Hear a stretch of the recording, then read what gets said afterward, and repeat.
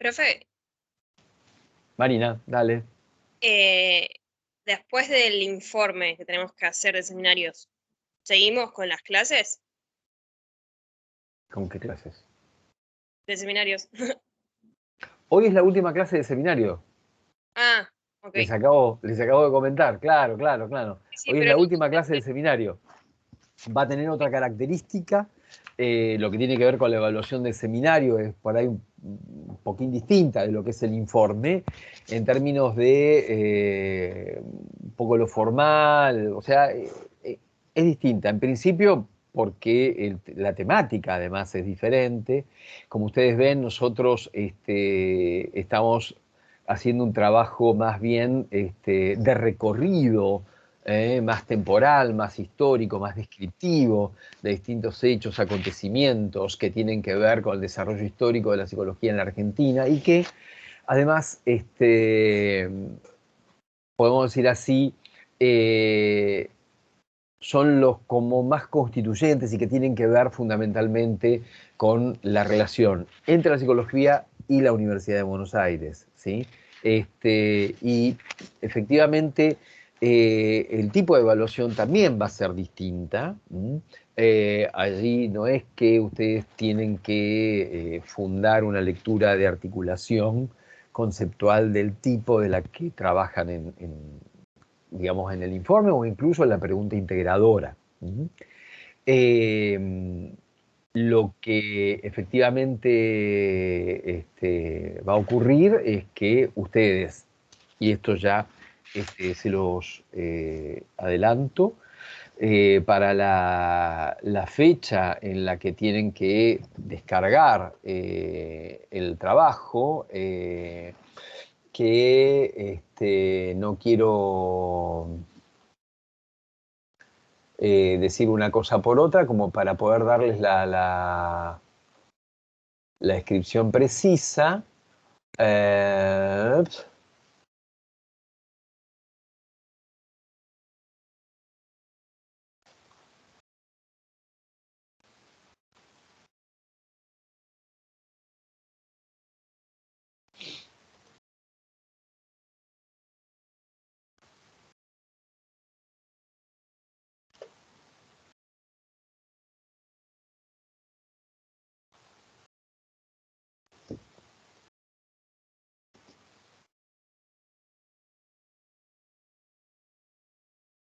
a ver, un segundo y...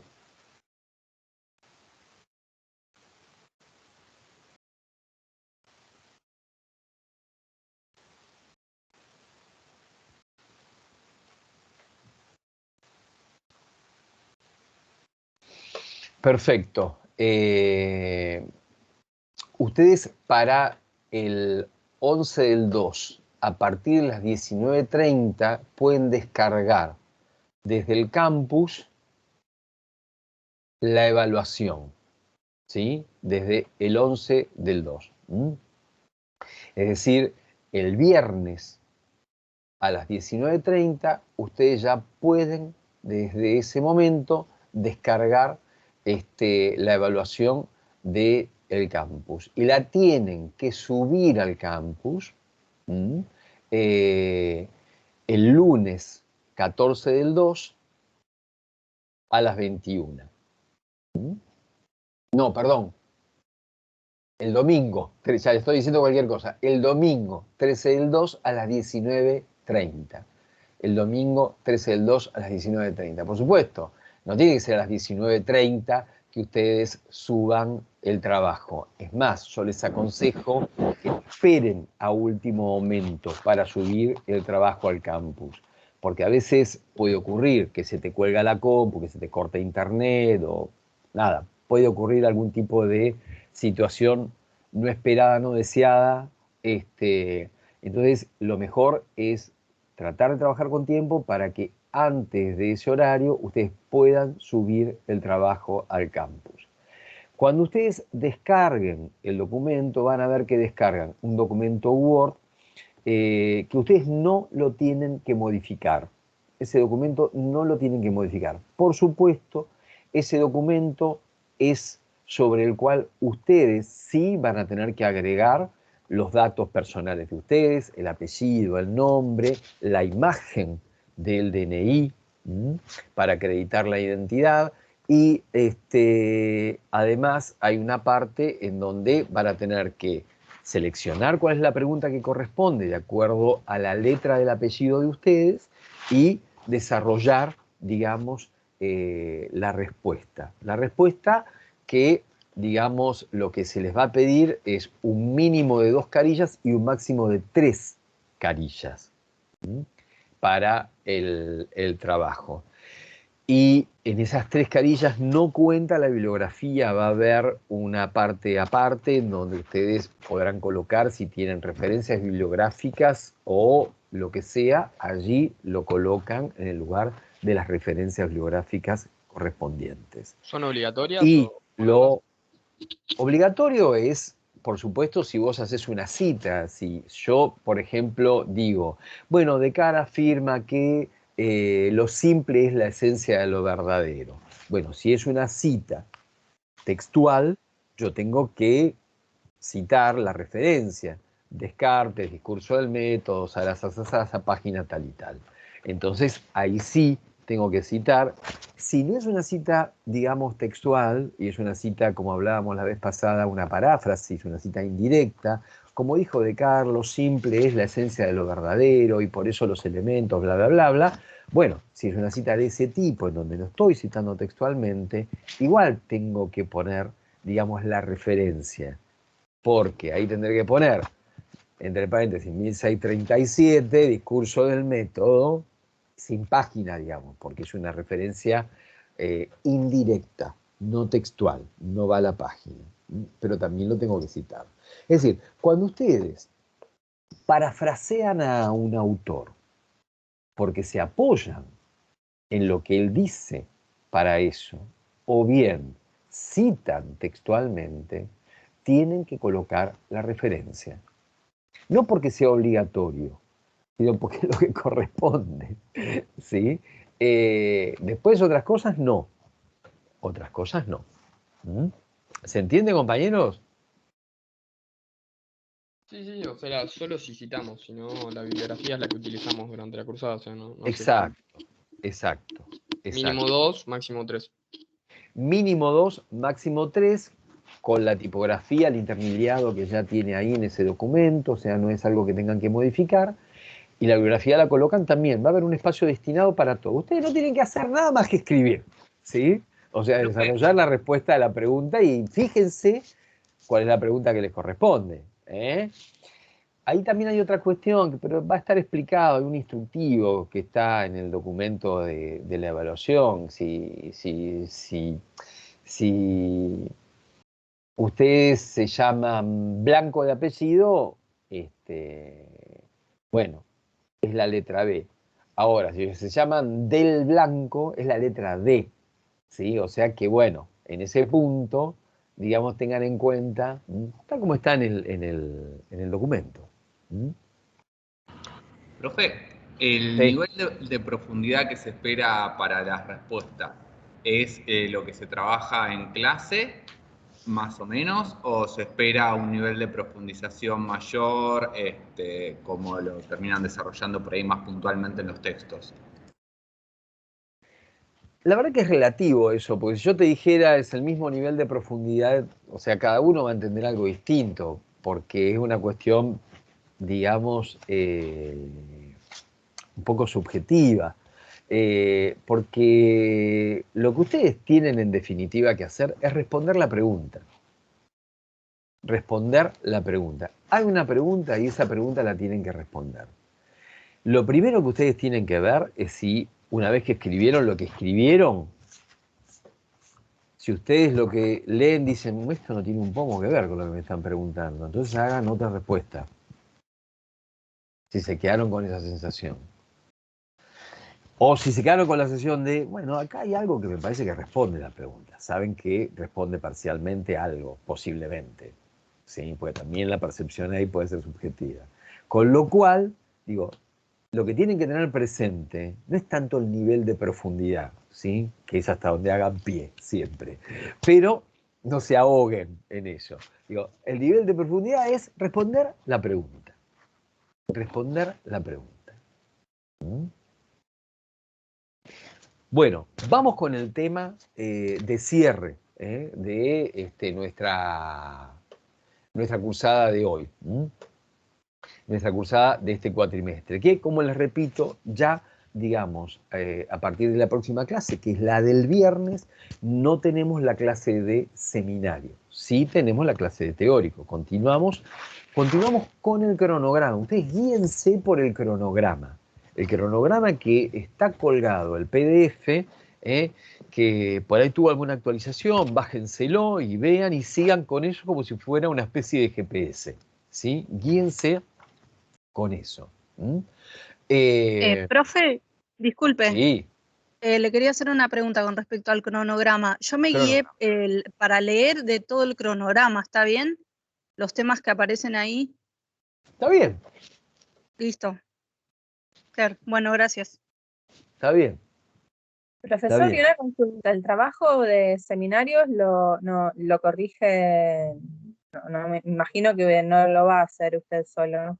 Somos No, muchos. no lo voy a hacer yo solo, lo van a hacer los otros 2 profesores adjuntos que están conmigo, 2 o 3. Vamos a ver cuánto se suma a esta tarea, pero al menos el profesor Pablo Rodríguez Esturla y la profesora Ferro, Claudia Ferro, y posiblemente también la profesora Ibarra estén manos a la masa trabajando con eso. Por eso, la calificación la van a ver reflejada en el campus. Cada uno de ellos, hay algunos que corrigen directamente en el campus, otros se bajan todo y después suben las notas. Así que en ese sentido, bueno, si uno ve antes la calificación que otro, bueno, no piensen que si uno tiene la calificación y el otro no es porque se perdió su trabajo o algo por el estilo. Esperen un poco a que le suban la calificación. Y allí figurará la devolución. Recuerden que además va por aprobado, desaprobado. Esto, y va a tener una devolución en el lugar de comentarios del campus. Bueno, ahora sí arrancamos con la última clase y el último tema que tiene que ver con la creación de la carrera de psicología en la Universidad de Buenos Aires. Entonces, vamos a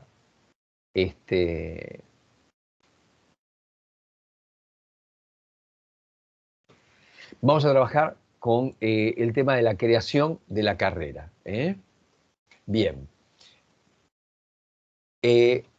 Antes de la aparición de la carrera de psicología, nosotros hicimos todo un recorrido que tiene que ver con las propuestas, ¿sí?, de formación temprana que aparecen antes de la carrera y que nosotros estuvimos viendo la vez pasada como lo que Lucía llama los vestigios de formación temprana, ¿sí?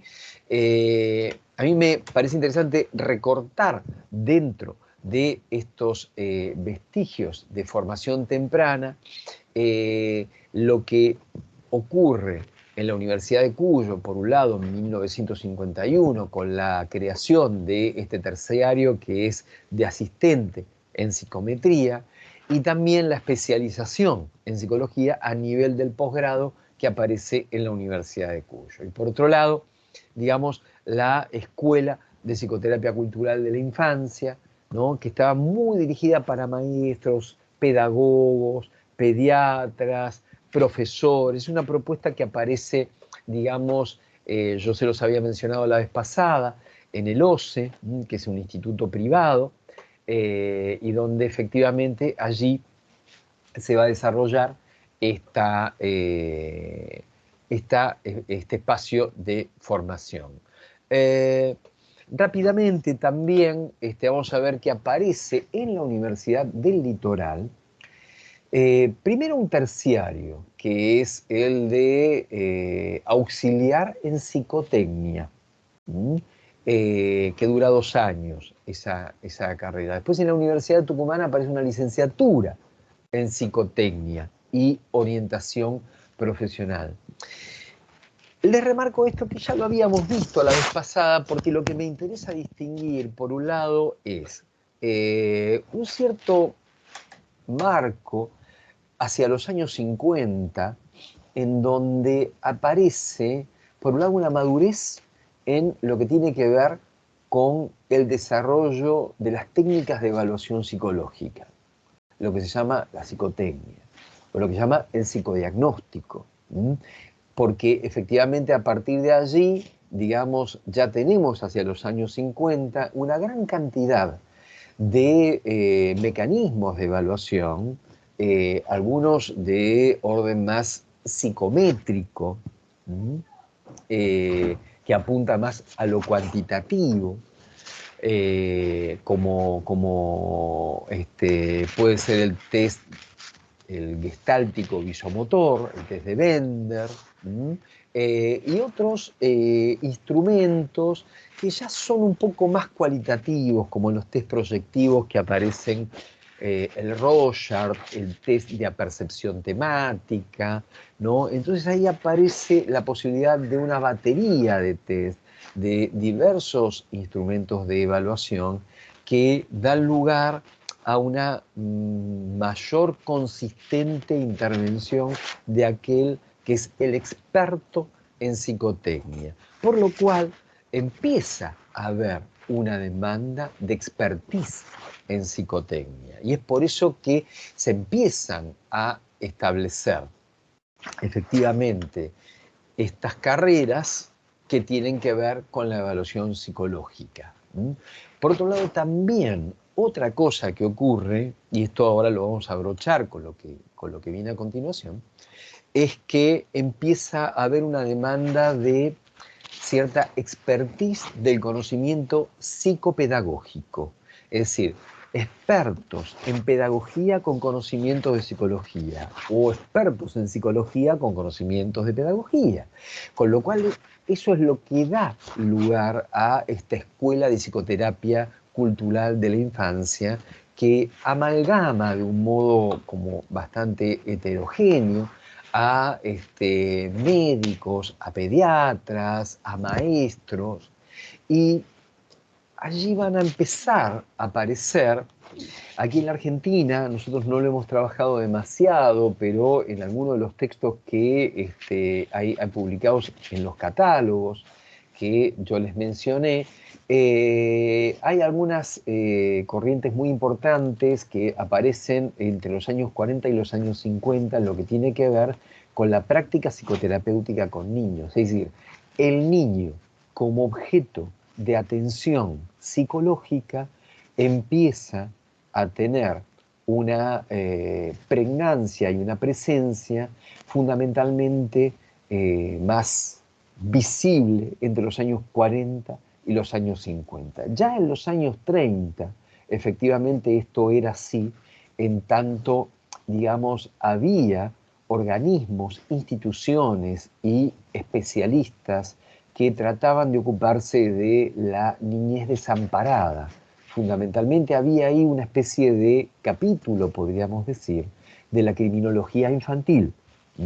Hay un texto muy interesante, una investigación muy interesante que hace Gregorio Berman sobre el niño delincuente y los jóvenes y niños desamparados en la ciudad de Córdoba, ¿sí?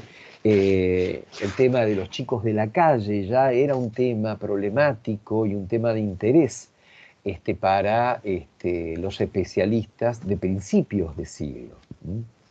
Lo que empieza a ocurrir después de los años 30 es un interés por la educación del niño, más un interés pedagógico, ya antes de los años 30, ¿no? A partir de las perspectivas más correctivas, si se quiere, correctivas de que tengan la educación correcta, efectivamente, para llevarlos por el buen camino de la adaptación y la normalidad.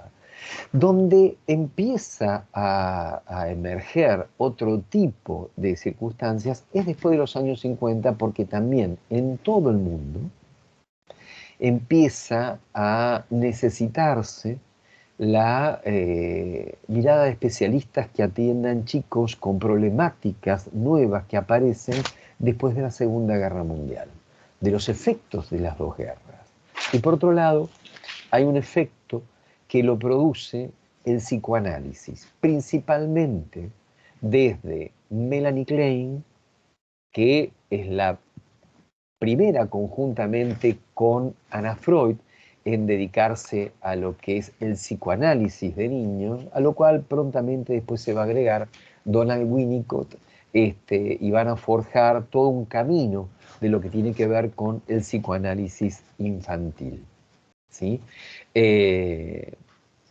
Aquí en la Argentina va a haber dos representantes muy importantes del campo de la psicoterapia infantil, que van a ser Carolina Tovar García, que hay hoy el infanto juvenil que se encuentra al lado del Hospital Borda lleva su nombre, que Carolina Tovar García tenía una mirada un poco más biologicista, un poco más vista del lado desde el patologicismo, si se quiere, y al mismo tiempo que Carolina Tovar García hay una referente muy importante de la psicoterapia, que tuvo una formación en Estados Unidos, que fue Thelma Reca. Thelma Reca desarrolló su trabajo en el Hospital de Clínicas, tuvo su formación en Estados Unidos, después volvió, abrió efectivamente un espacio de atención en el Hospital de Clínicas y trabajó con el Hospital de Niños también, y armó todo un desarrollo que incluye un poco más algunas de las vertientes del psicoanálisis también.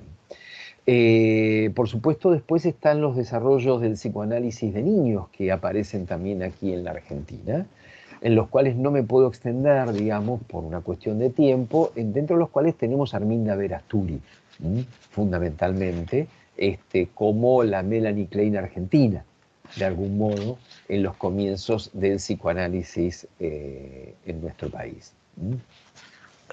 Y me parece también importante mencionar a otra figura que ya tuvo más que ver con la pedagogía, pero que en lo que tiene que ver con la mirada reeducativa de los chicos que tenían problemas de adaptación escolar,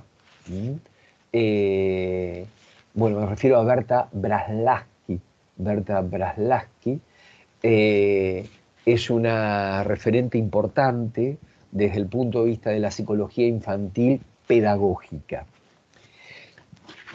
Esto hacia los años 50, 60, amalgama un escenario en el cual hay, digamos, por un lado una necesidad y por otro lado un campo ya para la aplicación y el desarrollo de prácticas psicológicas con niños.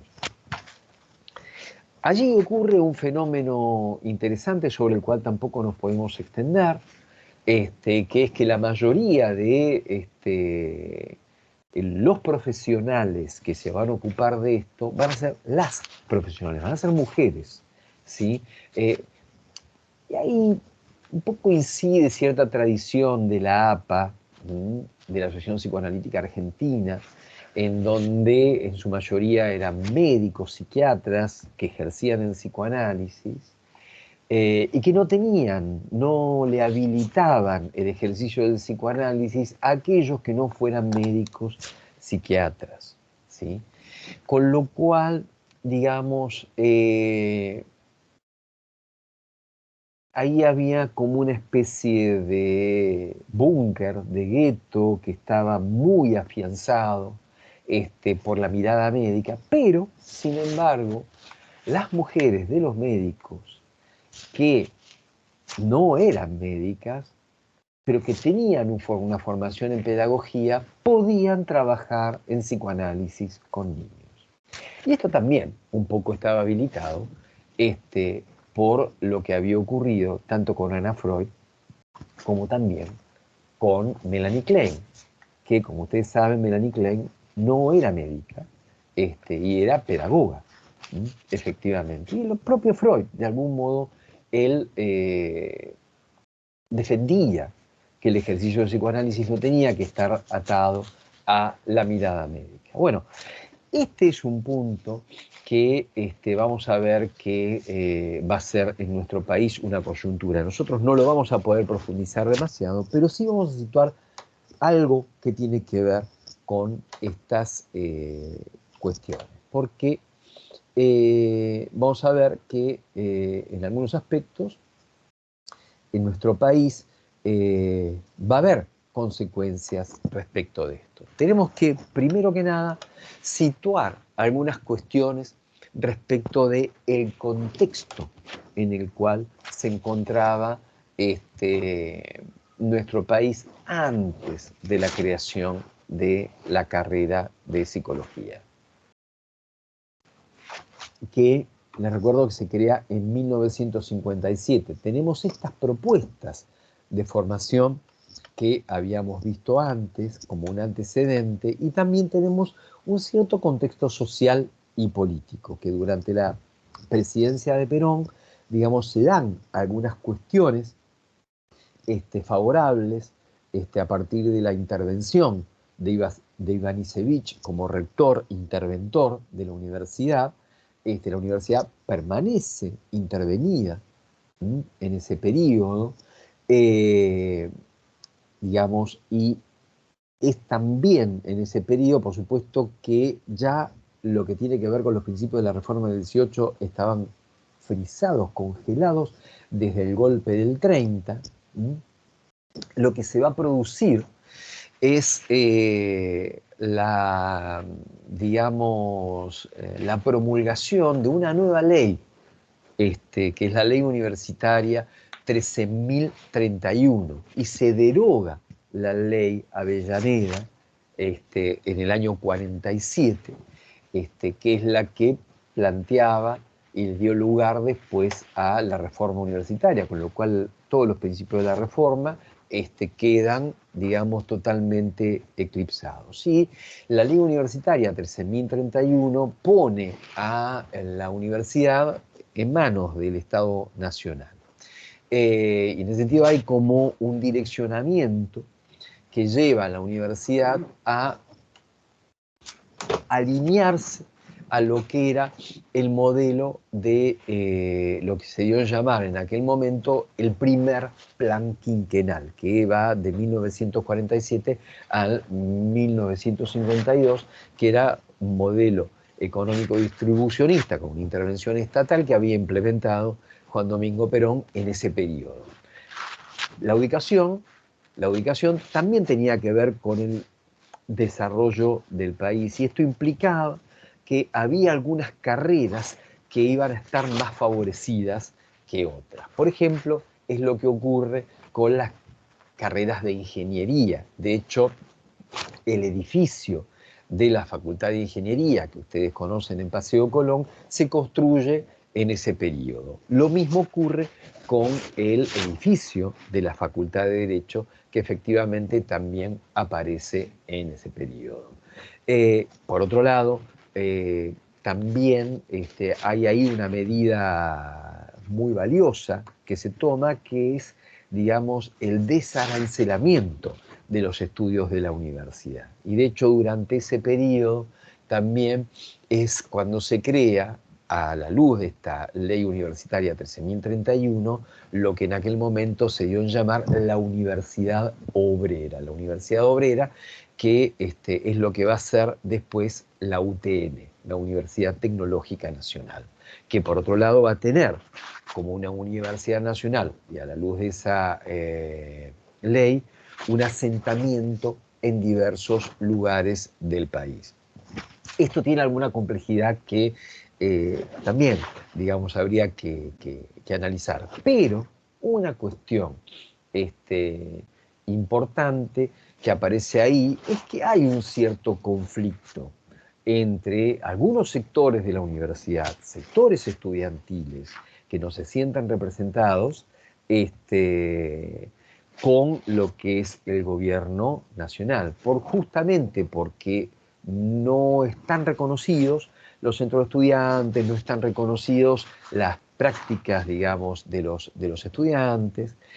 A pesar de ello, se empieza a hacer algunos movimientos de concursos, pero estos concursos dependen, digamos, de un cierto direccionamiento de lo que es el Poder Ejecutivo Nacional, y al mismo tiempo, otra cuestión que ocurre allí es que efectivamente digamos, empieza a haber una cierta presencia de lo que es el centro de estudiantes, pero dentro de lo que son las agrupaciones políticas afines al Estado Nacional, ¿sí? Es el momento en donde nace la JP, ¿sí? Que es la Juventud Peronista, en este espacio. Ahí hay todo un movimiento que se va a dar en ese periodo de 46, 47 hasta los años 50, 51, 52, en donde se va a pasar de lo que es el primer plan quinquenal al segundo plan quinquenal, donde se va a pasar de la primera presidencia de Perón a la segunda presidencia de Perón. Ahí hay cuestiones políticas que, bueno, exceden al análisis que nosotros podemos hacer acá, desde luego, pero estas cuestiones políticas también van a atravesar de algún modo lo que es la configuración de las universidades públicas. En ese marco van a ocurrir dos o tres cuestiones que me parece importante desde el punto de vista institucional. Incluso hay una que tiene que ver ya con un punto de vista académico muy cercano a la psicología, que ocurren y que me parece importante mencionar. Bueno, la primera es, yo les había mencionado, en el año 1954 se organiza el primer congreso de psicología que se va a llevar adelante en Tucumán. Ese congreso de psicología va a tener una fuerte presencia de todos los que son, digamos, los actores científicos, académicos de nuestro país, pero también invitados del exterior. Y va a haber una sección especial del Congreso de Psicología que se va a realizar en Tucumán el 22 de marzo de 1954, que tiene que ver con la formación profesional del psicólogo.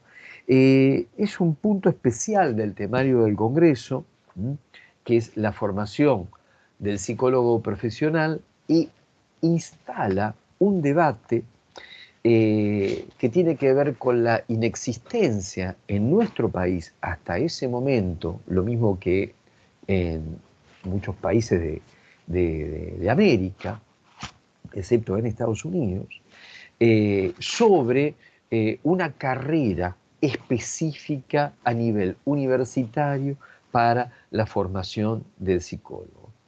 Es por esto que en el plenario dedicado a este tema, que se hace el 22 de marzo del año 54, se va a aprobar por unanimidad de todos los que conformaban una reunión plenaria.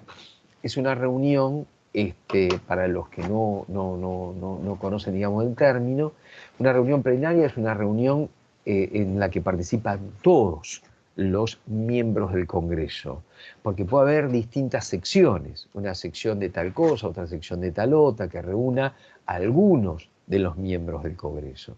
Pero una sección plenaria efectivamente reúne a la totalidad de los miembros del Congreso. Y efectivamente en esa reunión plenaria se firma por unanimidad, es decir, por todos los miembros del Congreso, un acta en donde se recomienda a las universidades nacionales la creación de una carrera de psicología a nivel universitario como carrera mayor para forjar profesionales en psicología. Bueno, cabe señalar que después de este congreso y en las 6 universidades que existían, digamos, durante ese tiempo, en Rosario, en Buenos Aires, en La Plata, en San Luis, en Córdoba y en Tucumán, es donde se crean las primeras carreras de psicología en el país, posteriormente a ese congreso. Antes de ver un poco ese movimiento, me parece interesante situar otra cuestión que tiene que ver con la aparición en ese mismo año del decreto 2282 del Ministerio de Salud de la Nación, que estaba a cargo de Ramón Carrillo, efectivamente, que era ministro de Salud del Estado Nacional en aquel momento. Ese decreto ley que se conoce como Ley Carrillo, la resolución 2282, aparece en mayo de 1954. Mayo de 1954, es decir, unos pocos meses después que aparece, que termina el Congreso y que aparece esta acta donde se propone la creación de carreras de psicología. Y lo que plantea esta resolución Carrillo es que se reserva el ejercicio de la psicoterapia y del psicoanálisis a los profesionales médicos, legislando a favor de los médicos todo lo que tiene que ver con el campo psicológico que pertenece, digamos, al ejercicio de la psicoterapia. Es decir, que ya antes de la creación de la carrera de psicología, los psicólogos tenían prohibido la práctica y el ejercicio de la psicoterapia y del psicoanálisis. Esto también es una cuestión llamativa, ¿no? En el título primero de la ley dice, de las personas que pueden ejercer la psicoterapia y el psicoanálisis. Declarar expresamente que siendo la psicoterapia un procedimiento total o predominantemente sugestivo, su ejercicio está comprendido dentro de lo previsto por el artículo 2 de la ley en la parte que se refiere al ejercicio de la medicina. Entonces, en este punto, esto me parece que es un dato importante porque esto, una vez que se decreta, que aparece este decreto, es lo que legisla, digamos, el ejercicio de la psicoterapia y del psicoanálisis. ¿Hasta qué momento? Hasta el año 1967. En el año 1967, durante el gobierno de facto de Onganía, aparece la ley 17.132, que es la ley del ejercicio de la medicina, la odontología y actividades de colaboración, en donde se va a plantear que la psicología va a ser un auxiliar de la medicina. Dice, efectivamente,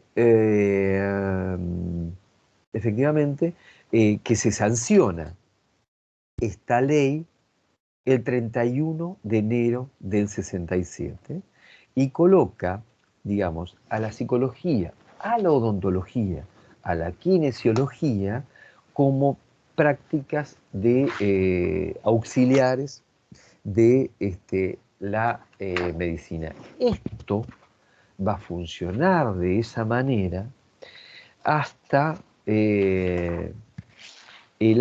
hasta los años 80, digamos, después, digamos, de que aparezca el periodo democrático de Alfonsín, hasta donde aparece la ley del psicólogo, la ley del ejercicio profesional de la psicología, 23.277 en el año 84. En el año 84. Es decir que desde el momento de la creación de la carrera de psicología, es más, diríamos, desde antes de la creación de la carrera de psicología, hasta el advenimiento de la democracia, los psicólogos que egresaron no tenían habilitado el ejercicio de la psicoterapia ni del psicoanálisis. Muchos psicólogos, durante el periodo del proceso, desde el 67 hasta el momento en que se habilitó la práctica de la psicoterapia por la ley del ejercicio de la psicología, que se promulga en el 84,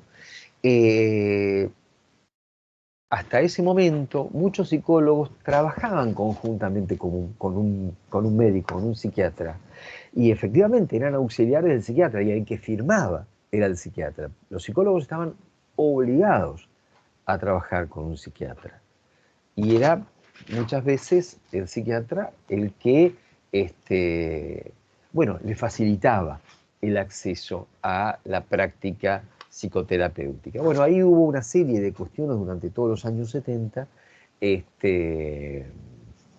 donde algunas alianzas fueron favorables y otras fueron sumamente complejas. Pero esto es lo que dio lugar a que los psicólogos tuvieran durante muchos años un reclamo, una lucha para que se legitimara la práctica de la psicoterapia como parte de su expertise, como parte de los alcances de su título profesional. ¿Sí? Esto tiene su raíz aquí, en este decreto 2282 del año 54, ¿sí? Que yo les decía, llamativamente hablaba del ejercicio de la psicoterapia y del psicoanálisis, porque ahí también yo les hacía mención, no ingenuamente, de que los psicoanalistas de la APA en ese momento eran médicos, eran aquellos que ejercían la psicoterapia hacia los años 50. El modelo psicoterapéutico que existía hacia los años 50, no solamente aquí, sino en Estados Unidos y en la mayor parte del mundo, era el psicoanálisis, lo que se llamaba, digamos, psicoterapia dinámica, ¿sí?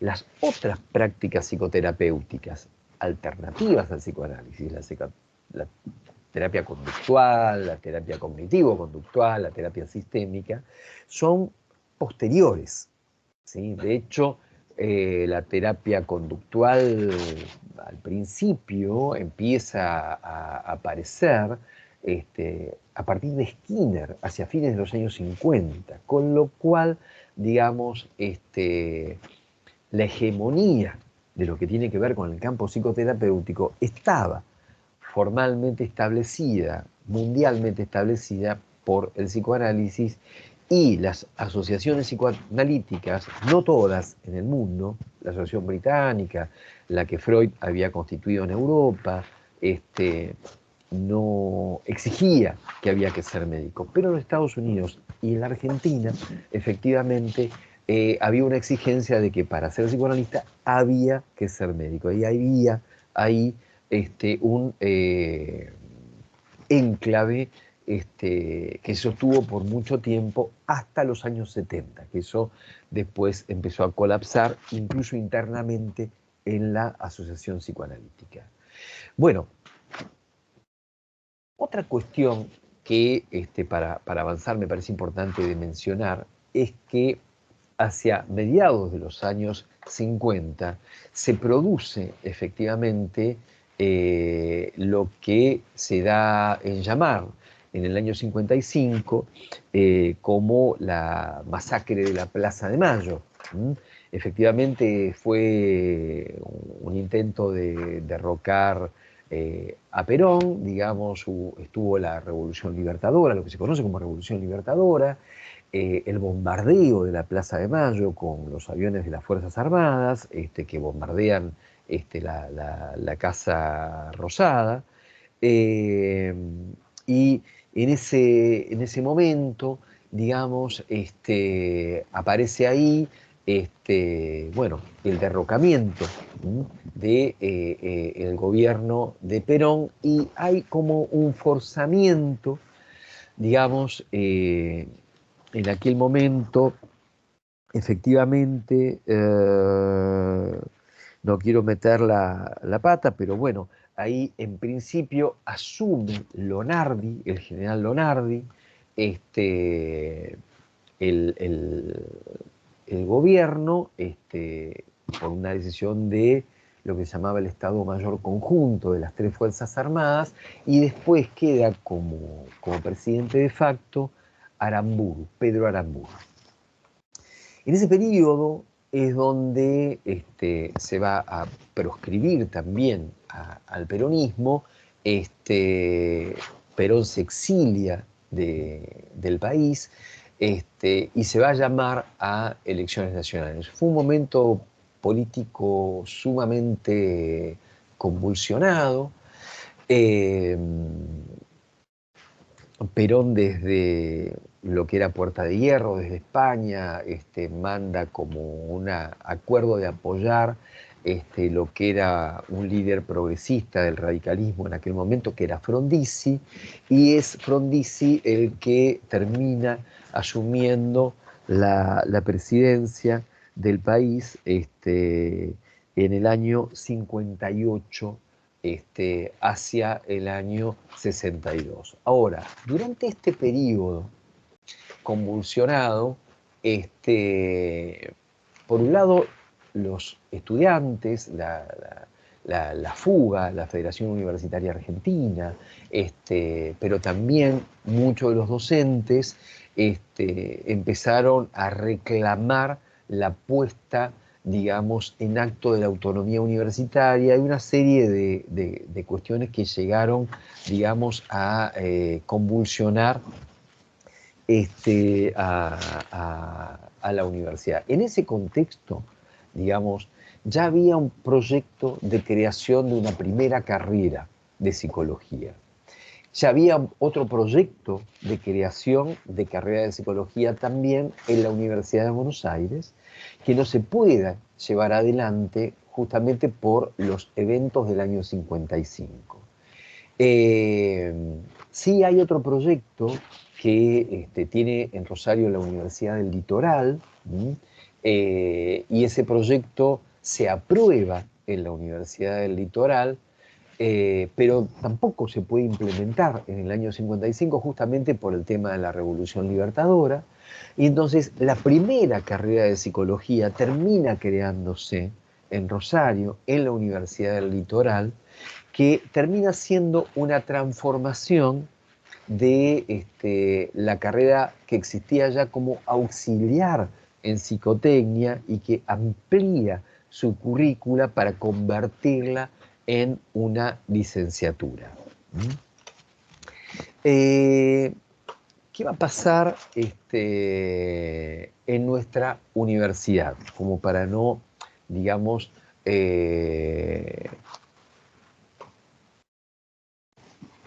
derivarme tanto en algunos acontecimientos políticos que tienen lugar. Esos fueron años donde hubo muchos y diversos acontecimientos políticos que afectaron institucionalmente no solamente el país, sino también a la universidad.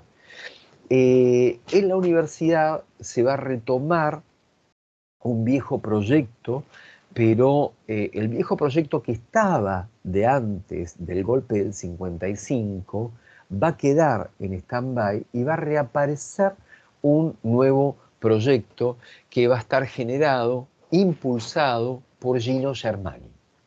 Gino Germani, que es uno de los padres, el principal fundador de la sociología en la Argentina, va a armar y va a presentar en el Consejo Superior de la universidad un proyecto de creación de la carrera de psicología. Ahora bien, según cuenta la leyenda, porque acá, digamos, hay comentarios de los diversos actores que participaron en el armado de ese proyecto, ese proyecto en realidad formaba parte efectivamente de un proyecto más grande. Esa resolución que ustedes ven ahí en pantalla, como la resolución del Consejo Superior 528 del 14 de marzo de 1957, por el cual se crea la carrera de psicología, además de crear la carrera de psicología, crea también otras dos carreras que no existían hasta ese momento. Se crean tres carreras con el mismo proyecto, que son las carreras de psicología, la de sociología y la licenciatura en ciencias de la educación.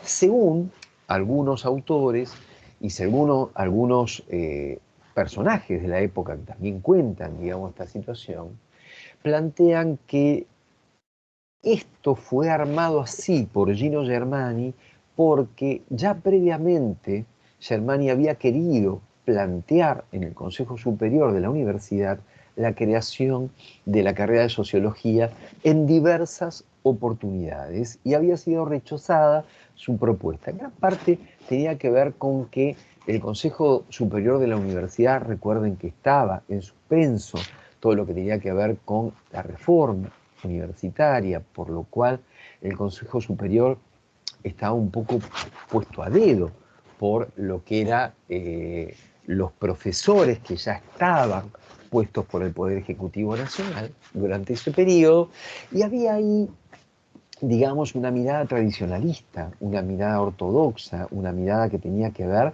digamos, con la percepción más tradicional de ciertas élites académicas que gravitaban en la universidad en ese momento. Y en ese punto rechazaban lo que tenía que ver con la propuesta de Gino Germani, que le parecía que sociología no aplicaba para hacer efectivamente una licenciatura, una carrera mayor, tenían cierto temor en relación a eso, por lo cual, digamos, aparece la idea, según varios autores, de colar a sociología juntamente con otras dos carreras que tenían desde el punto de vista social no solamente una aceptación, sino que había una demanda desde el punto de vista social. Habíamos visto todo lo que tiene que ver con la evaluación, que efectivamente era necesario y había una demanda de un conocimiento psicológico en evaluación de distintos sectores sociales. Y lo mismo ocurría con la pedagogía, ¿sí? Por lo cual aparecen, digamos, psicología junto con la licenciatura en ciencias de la educación y juntamente con sociología. Y se aprueban efectivamente en ese contexto y de esa manera. En la conformación de lo que se dio a llamar desde los historiadores, el grupo fundador de la carrera, aparecen estos nombres que ustedes ven allí como los que han participado en la confección del primer plan de estudios de la carrera de psicología, donde estaba Marcos Victoria, que era un intelectual muy reconocido, un neurólogo. Ahora vamos a ir un poco al punto con Marcos Victoria. Estaba Jaime Bernstein, que era alguien que provenía de Rosario y que era un especialista en todo lo que tiene que ver con la evaluación psicológica. Y estaba también Nuria Cortada, que era una investigadora que tenía que ver con lo experimental y también con la evaluación psicológica.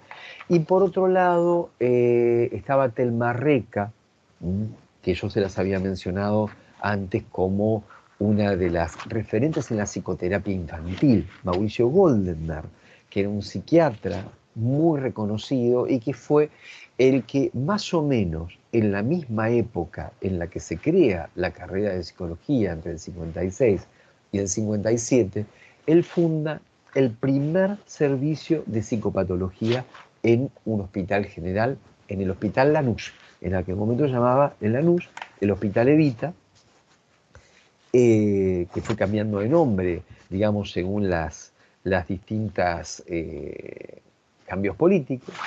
Y allí Mauricio Goldenberg, en este servicio de psicopatología en un hospital general, que fue el primero, empezó a recibir tanto estudiantes como egresados de psicología. Los primeros egresados de psicología circularon por el servicio de Mauricio Goldenberg. Y Gonzalo Bosch, que ya lo hemos mencionado, ustedes vieron una fotito hace un rato, parado al lado de Pierre Janet, había sido director de el Hospicio de las Mercedes, pero además había sido una figura muy importante en el desarrollo de la psiquiatría, la psicología, la neurología, al igual que Guillermo Vidal, con el cual después fundan una publicación muy importante que se sostiene hasta el día de hoy, una publicación científica que es la revista Acta Psiquiátrica y Psicológica de América Latina. Y después Horacio Rimoldi, que era un reconocido especialista que se había dedicado a la psicología experimental y a la fisiología y se había formado en el medio norteamericano y también había participado de diversas propuestas de formación en los años 50. Bueno, todos estos nombres son los que participaron y colaboraron en lo que es la confección de ese primer plan de estudios que se aprueba el 14 de marzo del 57 por resolución 528 del Consejo Superior de la Universidad de Buenos Aires. Allí me parece interesante situar dos o tres cuestiones, porque una primera es, bueno, ¿dónde es que la carrera de psicología iba a tener lugar? Si ustedes se fijan en digamos, esta descripción que les acabo de hacer recién, hay muchos de estos profesionales que son médicos, que vienen del campo de la medicina, de la psiquiatría, y casi era natural también pensar que la psicología podía establecerse en la Facultad de Medicina, tranquilamente.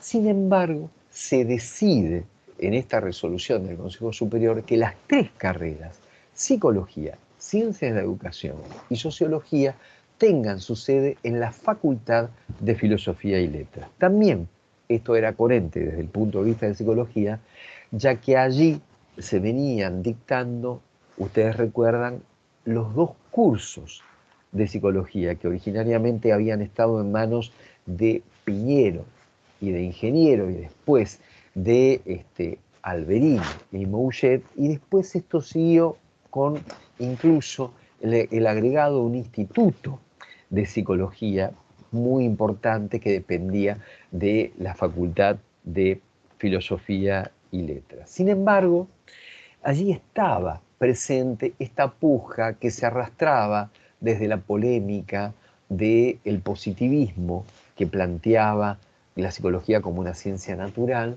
y del antipositivismo que planteaba una psicología filosófica. Si la psicología era una rama de las humanidades o si la psicología debía estar en el campo de las ciencias biológicas. Al respecto de esto, quiero leerles un pequeño extracto de lo que son las actas del Consejo Superior de la Universidad cuando se aprueba la carrera de psicología en aquel momento, que me parece que es ilustrativo respecto de la situación que se daba. Dice, con respecto a la carrera de psicología, no es la UBA la primera que la crea. Efectivamente, como les decía antes, en Rosario, en la Universidad del Litoral, se crea primero. La del Litoral se nos ha adelantado, pero de todas maneras es importante dice el consejero, que en una facultad de humanidades se cree una carrera de una especialidad que casi siempre ha estado vinculada con estudios médicos y por ende unilaterales. Debemos pensar que la psicología es algo más amplio que puramente una consecuencia del sistema nervioso. Y prosigue, el consejero dice, es el estudio del hombre en todas sus manifestaciones. De manera que nos parece bien su inclusión en una facultad de esta naturaleza, una facultad de humanidades, es decir, la facultad de filosofía y letras, sin que esto signifique, dice el consejero, olvidarnos de las conexiones de la psicología con la biología. Bueno, me parece que es una cuestión interesante que, por un lado, marca la tensión que existía hasta ese momento y que se continuó manteniendo durante un tiempo importante con relación a la psicología o en el campo de las ciencias de la naturaleza, de las ciencias biológicas o en el campo de las humanidades.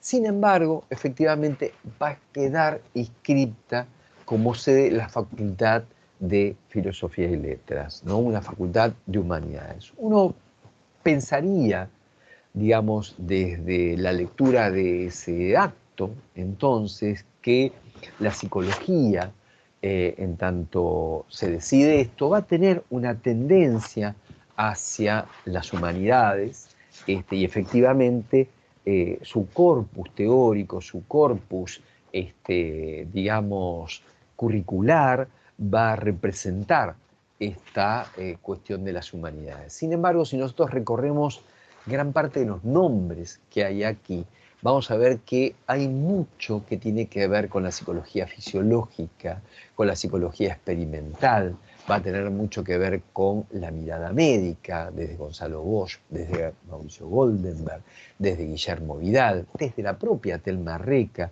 el campo de la psicopatología, de la neurología, y quizás por eso, en algún sentido, es que el primer director de la carrera no va a ser alguien que proviene estrictamente del campo de la filosofía, sino que va a ser Juan Marcos Augusto Victoria, el primer director de la carrera, que es un neurólogo, médico neurólogo, que vivió entre 1901 y 1975, y que es el que va a tener a su cargo durante varios años la conducción de la carrera, e incluso va a tener para sí el dictado de materias importantes como Psicología 1, Psicología 2, Introducción a la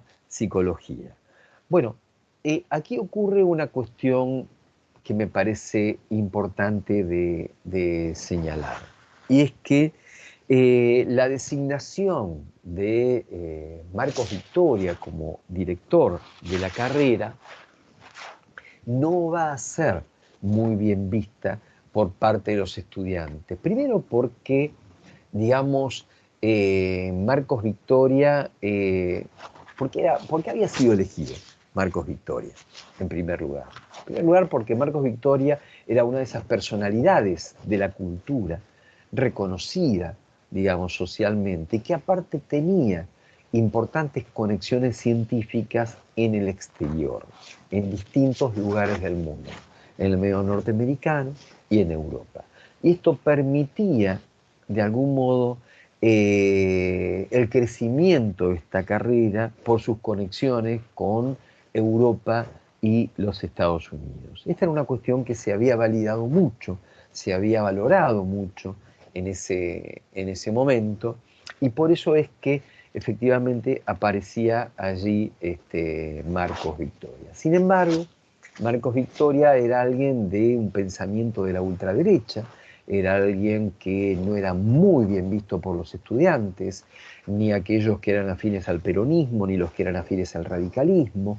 Lo repudiaban porque además tenía una mirada donde, por otro lado, el biologicismo y la mirada, digamos, más desde el punto de vista de las ciencias naturales, hacían que el psicólogo quedara, además, cristalizado en esta posición que les mencionaba antes de auxiliar de la medicina, y él realmente creía que esa debía ser la posición del psicólogo, que jamás debía practicar psicoterapia y que por otro lado debía dedicarse a ser un auxiliar del médico. Esto trajo bastantes cortocircuitos con el estudiantado, y al año siguiente, al año 58, es reemplazado por Enrique Butelman. Acá hay dos o tres cuestiones que me parece también importante de mencionar en relación a este cambio. La primera cuestión que me parece importante de mencionar es que en el año 58 también lo que tenemos en el país es la asunción de un nuevo gobierno democrático. Un nuevo gobierno democrático, después del derrocamiento de Perón por Aramburu y Lonardi, que era el que había comandado de alguna manera el ataque y ese golpe que derroca y exilia efectivamente a Juan Domingo Perón hacia Europa, hacia España. Entonces, allí, en ese año, en el año 1958, dentro de ese marco, asume Arturo Frondizi el gobierno, la presidencia del gobierno. Pero además, lo que restablece el gobierno nacional es los principios de la reforma universitaria, y se restablece la ley Avellaneda y se convoca a una asamblea universitaria, y allí es donde se produce, digamos, la reestructuración de la Universidad de Buenos Aires, y donde se llama elecciones a la Universidad de Buenos Aires, y aparece de pleno la vigencia del estatuto universitario que se va a aprobar en la Asamblea Universitaria, donde se aprueba el cogobierno universitario conforme a lo establecido por la reforma y también el lineamiento con la ley Avellaneda, donde aparecen efectivamente los tres claustros: el claustro de estudiantes en el cogobierno, representados en los consejos directivos de las facultades, pero también en el Consejo Superior de la Universidad, el claustro de estudiantes, el claustro de graduados y el claustro de profesores. Esto es lo que lleva al rectorado de la Universidad de Buenos Aires a Ricieri Frondizi. Y allí hay un periodo de un proceso de democratización de toda la Universidad de Buenos Aires, que incluso allí se crean distintas facultades nuevas y aparecen, digamos, un proceso de distintos concursos, ahora lo vamos a ver, porque también va a afectar a Psicología y a la Facultad de Filosofía y Letras, donde hay una reorganización desde el punto de vista de esta nueva perspectiva democrática. Es lo que se llama, digamos, la década de oro de la Universidad de Buenos Aires. Digo década, ¿por qué? Porque se sostiene hasta el año 1966, que es cuando en julio de ese año se produce el golpe de Onganía y el episodio que se da en llamar la Noche de los Bastones Largos. Entonces, del 58 al 66 tenemos durante todo ese periodo, este periodo de oro de la Universidad de Buenos Aires. Allí también, en el 58, después que es desplazado Juan Marcos Augusto Victoria, va a asumir como director Enrique Utelman. Enrique Utelman, que no era neurólogo, ¿sí? Que tampoco era médico.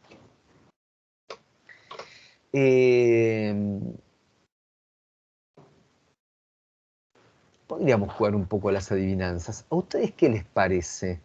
¿Qué podría ser Enrique Utelman? Psicólogo. No, muchachos, sí. Filósofo. Recién se creaba la carrera de psicología. Filósofo. Filósofo. Podría ser filósofo, exactamente. Podría ser filósofo, licenciado en letras, ¿no? También. Aunque Abogado. sea abogado podría ser, efectivamente. Abogado. Profesor, ¿puede ser que era bibliotecario o tenía algo que ver con eso? ¿Cómo? ¿Que era bibliotecario o tenía algo que ver con eso? Tibio. En realidad, nuestro querido amigo Enrique Utelman no era médico. Esto era una cuestión importante para el corpus fundamentalmente de estudiantes de la facultad, pero no era filósofo, no era licenciado en letras, tampoco era abogado, no tenía título universitario. Esta es la cuestión con Enrique Utelman. Pero sin embargo fue el primer director de la carrera. ¿Cuál era, digamos, el valor que tenía efectivamente Enrique Utelman? Bueno, el mérito que tenía Enrique Utelman era haber fundado junto a Jaime Bernstein, que era quien les había mencionado antes y que provenía de Rosario, la editorial Paidós, y era el quien se encargaba, Utelman, de dirigir la colección de psicología de Paidós y que tenía contactos con todos los autores del planeta, efectivamente, con todos los europeos y los norteamericanos, empezando por Anna Freud, siguiendo por Erich Fromm, hasta el que a ustedes se les ocurra. Entonces, se había valorado mucho esta cuestión en Utelman de su conocimiento, su dirección. No es que era bibliotecario, era uno de los dueños de Editorial Paidós, conjuntamente con Jaime Bernstein, había hecho ese pequeño emprendimiento que sigue hasta hoy. Y efectivamente, él dirigía las bibliotecas de psicología, de sociología, de psicología social, de historia de la psicología, que tenía un peso muy importante, efectivamente, en aquel momento. Hoy también, ustedes saben que la historia de la psicología es importante. Y con él se decide implementar la primera reforma del plan de estudios. La primera reforma del plan de estudios se va a implementar conjuntamente bajo la dirección de Enrique Utelman. Con lo cual, hacia el año 58 va a aparecer un segundo plan de estudios. Ustedes se dan cuenta de una cuestión con esto, que si en el 57 se crea la carrera con el plan de estudios en el cual, digamos, también había participado Marcos Victoria juntamente con otros, y ahí empieza a dictarse la carrera. Pero al año siguiente se cambia ya ese plan de estudios. Es decir que los primeros egresados no van a tener nada que ver con el primer plan de estudios, van a tener que ver con la modificación del plan de estudios que se impone a partir de Enrique Utelman, ¿sí?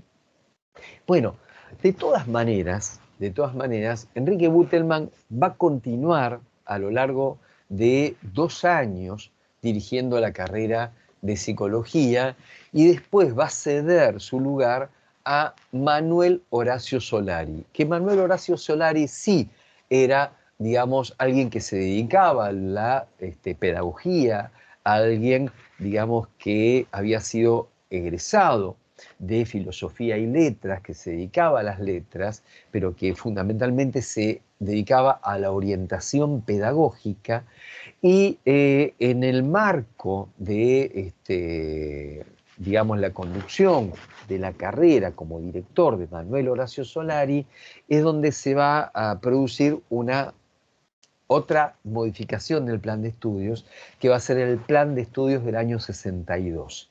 Plan de estudios del año 62 que, según algunos autores, y me parece interesante, digamos, esa mirada, es uno de los mejores planes de estudios que existió en la historia de la carrera de psicología. Ese plan de estudios del año 62, sin embargo, va a tener después algunas modificaciones, pero va a sostenerse hasta el año 66 con el golpe de Onganía. El golpe de Onganía. Allí, después de la noche de los bastones largos, que yo creo que ya les había comentado algo, donde la Facultad de Filosofía y Letras, donde se dictaba la carrera de psicología, tiene efectivamente un papel, un peso muy importante. La Facultad de Filosofía y Letras va a permanecer cerrada, y las carreras de psicología, la de sociología, la de licenciatura en ciencia de educación, lo mismo que ocurre con la propia carrera de filosofía, van a estar cerradas después del golpe de Onganía.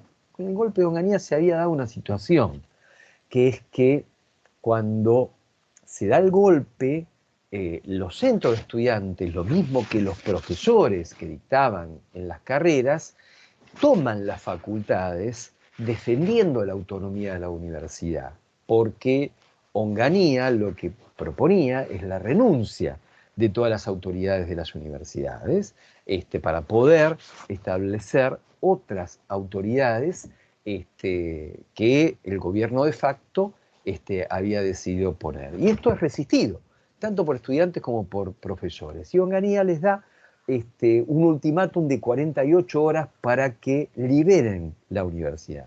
Y ahí se arma una asamblea, y en el contexto de esa asamblea, que se toma las distintas facultades, como es el caso de medicina, de ingeniería, de filosofía y letras en aquel momento se dictaba en lo que era nuestra sede de Independencia de ahora, es donde durante esa noche aparece, digamos, las fuerzas enviadas por Onganía con bastones que sacan a golpes y se llevan en micros, en colectivos, tanto a estudiantes como a investigadores y docentes detenidos. Alguna gente se escapa por las ventanas, y ahí es donde se produce un exilio de gran parte de lo que era nuestro patrimonio científico, nuestro patrimonio cultural, aquellos que representaban esa edad de oro de la Universidad de Buenos Aires. Muchos después no volvieron, algunos volvieron después, pero efectivamente a partir de ahí se inicia un periodo en donde la universidad cierra, y en el año 67 se reabre. Y cuando se reabre en el año 67, aparece con un nuevo plan de estudio armado por el gobierno de facto y por las autoridades de facto que habían quedado a cargo de la dirección de las distintas facultades y también de las distintas carreras.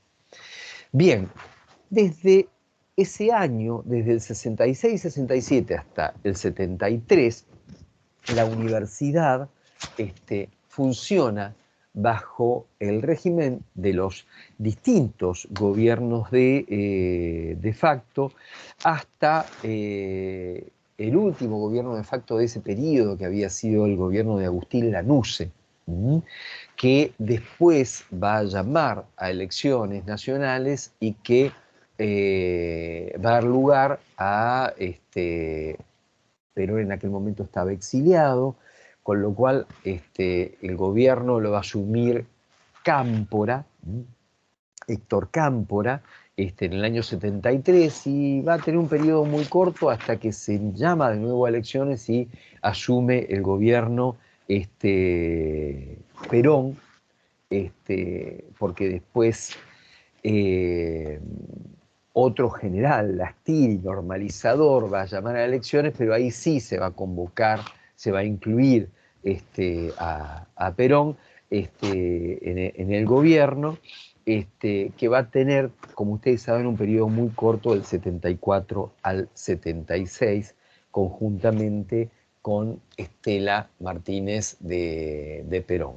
Entonces, ahí va a haber un periodo que va del 73 al 76, acá está mal, es el 76, en donde va a haber distintas situaciones, e incluso va a haber, digamos, una intervención por parte del Estado, y en donde después del golpe que derroca a Isabel Perón, la Facultad de Filosofía y Letras y las carreras dentro de las cuales estaba Psicología van a depender directamente del rectorado. Durante todo ese periodo, el plan vigente va a ser el plan 67. El plan 67. Ese plan 67 va a tener un breve momento en este periodo del 73 al 74, en donde va a haber otro plan de estudios, pero que no va a tener continuidad, porque se va a restablecer rápidamente el plan 67. ¿Hasta qué momento? Hasta el año 84, en el cual aparece el periodo de normalización de la Universidad de Buenos Aires, una vez que aparece el gobierno democrático de Alfonsín. Ahí va a haber un periodo de normalización.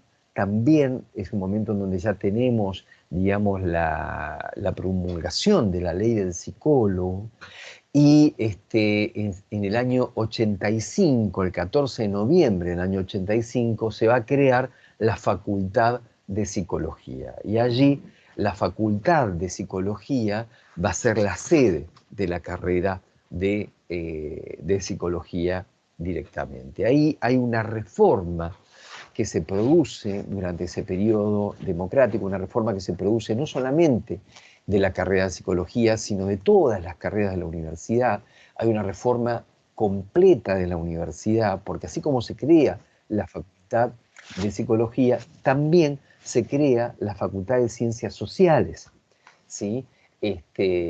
Porque antes, digamos, recuerden ustedes, desde el siglo XIX existía Derecho y Ciencias Sociales. Bueno, la Facultad de Ciencias Sociales aparece con un crecimiento muy importante de la carrera de comunicación social, por ejemplo, la carrera de comunicador, a partir de allí, y aparece otra cuestión también fundamental, que es el ingreso irrestricto. El ingreso irrestricto. El CBC, que para muchos de ustedes es como una especie de, no me hables del CBC, que me quiero pegar 4 tiros, pero bueno, el CBC lo que viene a cumplir en aquel momento es una función relativamente compleja. ¿Por qué? Porque hasta la creación del CBC no existía el ingreso irrestricto. Lo que existía era el examen de ingreso. Y el examen de ingreso a la universidad estaba asociado con la aplicación de cupos para cada carrera.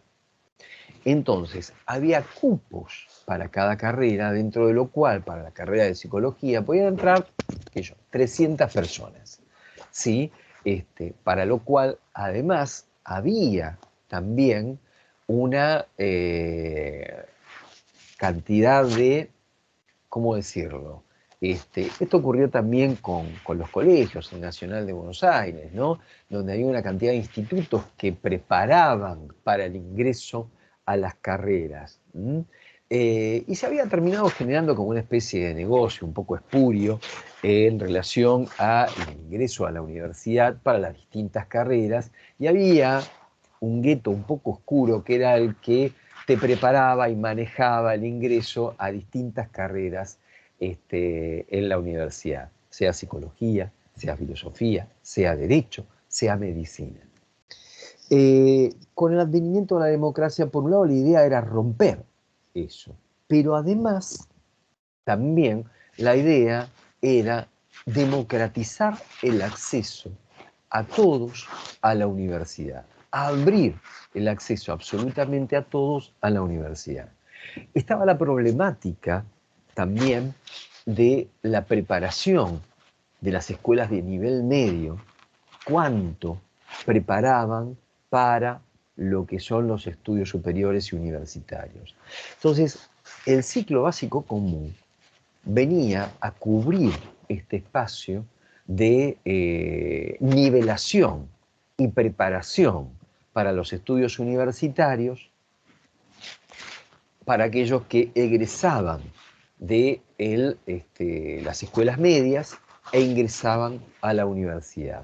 A lo largo del tiempo, esto no fue así en un primer momento, a lo largo del tiempo, a partir de distintas situaciones conflictivas que también se dieron fundamentalmente en los 90 durante el gobierno de Menem, el CBC se convirtió en el primer año de las carreras, cosa que no era así antes, desde un comienzo, sino que era como una preparación. El CBC hacia los 90 se convierte en el primer año de las carreras, donde tiene materias comunes para todos los ingresantes, ustedes lo saben, sociedad y Estado, conocimiento científico, y después también materias que son específicas de cada una de las carreras, ¿sí? No me extiendo más sobre el CBC porque podríamos seguir hablando muchísimo sobre el CBC y muchas cosas, pero vamos a dejarlo ahí por lo pronto, en esta descripción amigable y genérica. Igual está bueno, pero yo me preguntaba cuándo se había creado, hace un montón de clases. No entiendo. No, disculpe por interrumpir, pero yo hace un montón de clases me venía preguntando si íbamos a hablar algo sobre el CBC. El CBC se crea por esta razón y se crea en el año 85. El primer CBC es del año 85. ¿Sí? Yo fui una de esas víctimas que cursó en el año 85 el CBC. Y en aquella época no era cuatrimestral, el CBC era trimestral. Yo lo pude hacer en un año, justamente por esa razón. Y tenía un poco otra estructura, que no la vamos a analizar acá, pero lo que sí me parece importante es que a lo que apuntaba era a brindar las herramientas para aquellos que querían ingresar a una carrera universitaria, a los estudios universitarios, y que la formación de la escuela media no le daba, de algún modo, alguna de esas herramientas, ¿sí? Por eso es que los egresados del Colegio Nacional de Buenos Aires, o el Pellegrini, o el otro Krause, ingresaban directamente, de algún modo, sin pasar por el CBC, con nada, otras cosas que tenían que hacer. Pero bueno, la cuestión es que después, con el tiempo, digamos, y hacia los 90, hay algunas modificaciones, también de todas las carreras de la UBA, y esto implica algunas modificaciones del plan de estudio, de nuestro plan de estudio, hacia los 90 también, y que incorporan al CBC como primer año de todas las carreras de la UBA. Si el primer año es el CBC. Antes, el primer año era cuando vos entrabas y pisabas Independencia o Irigoyen, ¿sí? Que Irigoyen tampoco estuvo de entrada, ¿sí? Así que bueno. Bueno, entonces, aquí ustedes... Está bien decir que es el primer año. Por supuesto que está bien decir que es el primer año, porque aparte así está estipulado en el plan de estudios. El primer año, por eso le pregunto, si yo no sabía todo esto, pero que lo sepa. No, de hecho no cuentan las materias dentro de la carrera, las materias cuentan las de lo que sería el ciclo, bueno, lo que continúa después. No, creo que el CBC se nota, se cuentan más notas del CBC. Sí, a ver, perdón, ahí hay un punto. el CBC es el primer año de las carreras. Cuando ustedes van a ver ese dibujito del plan de estudio, que no es el plan de estudio, sino que es un diagrama de las materias y de correlatividades. El plan de estudio es una resolución que dice los contenidos mínimos de la carrera y una cantidad de cuestiones más.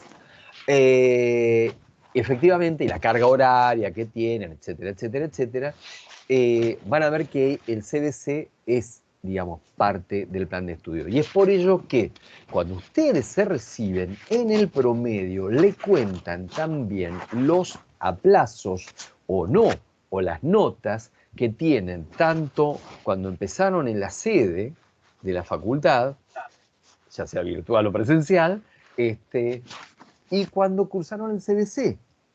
Con lo cual, las calificaciones que ustedes obtuvieron desde el primer día en el CBC hasta, digamos, el día que se reciben, son lo que conforman el promedio que ustedes van a tener cuando egresan. ¿Sí? Bien, ese plan 85 de inauguración del CBC es el que más o menos continúa vigente, porque después se modificó varias veces, pero la matriz de ese plan 85 es el que sigue vigente al día de hoy. Me parece importante situarle 2 o 3 cuestiones como para cerrar y después si quieren conversamos, pero me parece importante situarles quiénes han sido aquellos que, digamos, ocuparon un lugar de conducción de nuestra carrera, porque en principio el primer decano que tuvimos fue un decano normalizador, porque efectivamente en el año 85 todavía hubo lo que se dio en llamar una reorganización de la universidad. No había habido elecciones, no se habían podido establecer, justamente porque se dio todo un año de reordenamiento de la universidad. ¿Para qué? Para elegir autoridades, para volver a poner en funcionamiento el estatuto universitario y que haya elecciones de estudiantes, de graduados y de profesores. Y a partir de allí, digamos, ese decano normalizador, que es el que estuvo a cargo de la normalización de la facultad de psicología en aquel momento, y en el caso del rectorado estuvo el rector de Lich en su momento, tuvo, digamos, a su cargo ese trabajo. Bueno, Hugo Besetti fue el que estuvo en ese año, y después la primer decana elegida, digamos, con el voto de estudiantes, graduados y profesores, fue la profesora Sara Slapak, una profesora que ya está jubilada y que después estuvo a cargo de la materia psicoanálisis, escuela inglesa, a lo cual se dedicó durante muchísimos años, y que estuvo durante 2 periodos consecutivos a lo largo en el decanato, elegida tanto por estudiantes como profesores como por graduados. Después fue sucedida por Raúl Courel, alguien que también era psicoanalista, pero de la escuela francesa. Estaba en su momento con la cátedra de Diana Rabinovich. Raúl Courel era un egresado de la Universidad de Tucumán, que fue profesor de nuestra facultad. Sara Slapak fue una de las primeras egresadas de la carrera de psicología en los años 60, que después volvió a ser decana de la facultad en 2002-2006, y después fue sucedida por Elisabeth Zerbone, que era más o menos contemporánea de Sara Slapak y había egresado también cerca de aquel periodo, en los años 60. Y después fue sucedida por nuestro actual decano, que es Jorge Biglieri, ¿sí? Que es uno de los, podríamos decir, el primer decano que egresa de la Facultad de Psicología, porque en realidad Zerbone y Slapak, que habían egresado de la carrera de Psicología, pero cuando tenía su sede en la Facultad de Filosofía y Letras. ¿sí? Courel había egresado de la Universidad de Tucumán. En cambio, Biglieri es un egresado que hasta hizo el CBC, digamos, podemos decir. O sea que casi podemos decir que ha pasado por la misma que todos los que estamos acá en esta reunión, ¿sí? De algún modo, más o menos, ¿no? Y que bueno, este año concluye su mandato, y habrá que ver quién continúa, pero seguramente será alguien como él o un contemporáneo de él. Bueno, este es un poco el panorama, queridos compañeros, de el desarrollo de la carrera de psicología en nuestro país. No sé si ustedes tienen alguna duda, alguna pregunta, alguna inquietud, si quieren descargarse sobre alguna situación que les pasó en el CBC, en fin. No Yo sé. tengo una consulta respecto al examen. Respecto al examen, vamos a dejarla ahí. ¿Hay alguna consulta respecto de lo que estuvimos viendo hasta ahora? Antes de pasar a esas consecuencias tan pragmáticas. Hola, profe, yo tengo una pregunta sobre lo que estuvimos viendo. No me quedó claro, ¿la Facultad de Psicología es en el 84 o en el 85? Porque siempre vinimos diciendo al principio de que empezamos las clases fue en el 84, pero ahora viendo la fecha... 14 de noviembre del 85 se crea la Facultad de Psicología. 14 de noviembre del 85, ¿sí? Se crea la Facultad de Psicología. Por eso, digamos, ahí hubo un periodo en donde, por ejemplo, los que hicieron el ciclo básico común en el año 87, te lo digo porque yo fui parte de esa historia viviente, los que hicimos el ciclo básico común en el año 85, cuando terminamos de hacer el CBC hacia fines del 85, nos enteramos que se había creado la facultad y dijimos, ¿y dónde hay que ir a cursar ahora? ¿Sí? Porque no teníamos mucha idea dónde había que ir a cursar. A mí me pasó de que, bueno, me dijeron que efectivamente la facultad iba a estar en la sede de Independencia, pero que también había otra sede, que era la de Irigoyen. Entonces, cuando empezó la cursada al año siguiente, yo que en aquel tiempo era mucho más despistado que ahora, tenía que ir a Independencia y me fui a Irigoyen, ¿sí? Pero Irigoyen todavía no estaba inaugurada cuando empezó el año. En Irigoyen había una fábrica de camisas que estaba vacía, ¿sí? Una fábrica de camisas, de ropa que estaba vacía. Y nada, medio como me perdí, esto es acá en la facultad, qué sé yo, ¿no? Y me encontré con un flaco que estaba tan desorientado como yo, y alguien que venía y decía, no, muchachos, hay que ir a Independencia. ¿Y dónde queda Independencia? Yo tampoco tenía ni idea dónde quedaba Independencia. Parecía alguien que hubiera cursado virtualmente en aquel momento. Y nada, fuimos todos juntos, digamos, a Independencia, caminando por 24 de noviembre, y ahí conocí el camino de 24 de Independencia, camino que seguramente ustedes van a empezar a hacer a partir de marzo. Creo que la confusión de la compañera fue porque en el 84 es la ley de ejercicio profesional, ¿no? Ah, exacto. En el 84, efectivamente, la ley del psicólogo aparece en ese año. Esa ley además posibilitó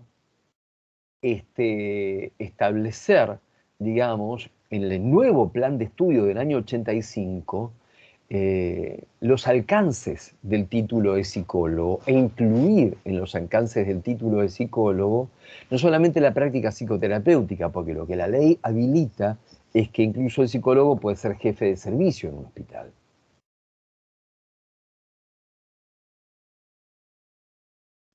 Bueno, quedan pocos minutitos para que empiecen el práctico. No sé si tienen... Sí, yo te saludo. Chao, profe.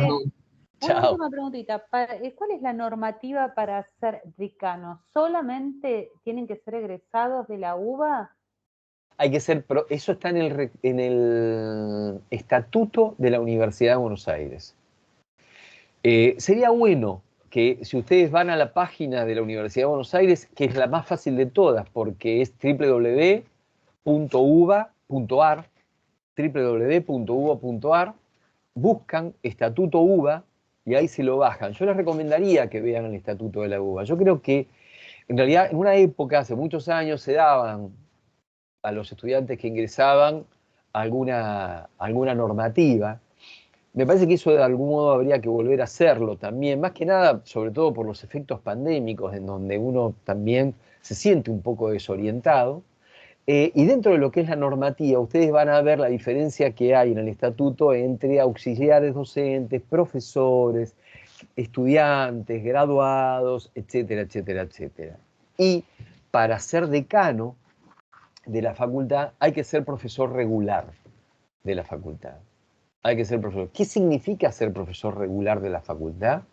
Bueno, significa haberse presentado a un concurso de profesor adjunto, asociado o titular y haber ganado el cargo en ese concurso. ¿Sí? Entonces, a partir de ahí se es profesor regular de la universidad. Ese es el requisito mínimo que tiene que tener. Por eso, Gracias. Raúl Courel, que había sido egresado de la Universidad de Tucumán, se presentó a concurso, fue profesor adjunto regular de psicología, de psicoanálisis escuela francesa, y él pudo ser decano. ¿Mm?